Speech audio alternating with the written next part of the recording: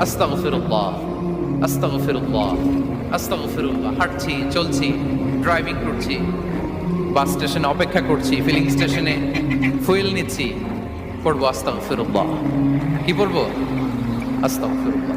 যারা সব সময় আস্তাগফিরুল্লাহ পড়ে তাদের রিজিকের কোনো টেনশন হয় না, রিজিক নিয়ে তাদের আর কোনো চিন্তা থাকে না।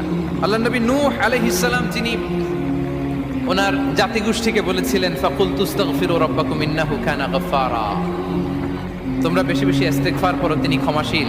ইস্তেগফার করলে কি হবে? ইউরসিলিস সামা আলাইকুম মিদরারা, রহমতের বৃষ্টি বর্ষণ হবে, তোমাদের জমিগুলো উর্বর হবে। ওয়া ইউমদিদুকুম বিআমওয়ালি ওয়া বানিন, আল্লাহ তাআলা তোমাদেরকে সম্পদে বারাকা দিবেন, সন্তানে বারাকা দিবেন। ওয়া ইয়াজআল লাকুম জান্নাতিন ওয়া ইয়াজআল লাকুম আনহারা, তোমাদের ফসল ক্ষেতগুলো সবুজ শ্যামল হয়ে ভরপুর হবে, তোমাদের রিজিকে বারাকা নেমে আসবে। তাহলে আমরা যেন বেশি বেশি ইস্তেগফার করি। বিষ্ণু ইসা ইসলাম বলেছেন, মান লাযামাল ইস্তিগফার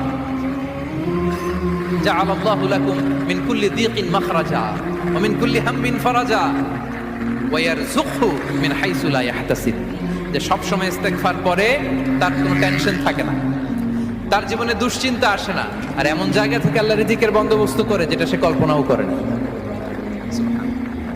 আমরা যেন বেশি বেশি ইস্তেগফার করি। আস্তাগফিরুল্লাহ, এটা হচ্ছে ভেরি শর্ট ফর্ম অফ ইস্তেগফার। অথবা পড়তে পারেন আস্তাগফিরুল্লাহ আল্লাযী লা ইলাহা ইল্লা হুয়াল হাইয়ুল কাইয়্যুম ওয়া আতুবু ইলাইহি। সাইয়্যিদুল ইস্তেগফার মুখস্থ আছে না আমাদের? এটা যেন বেশি বেশি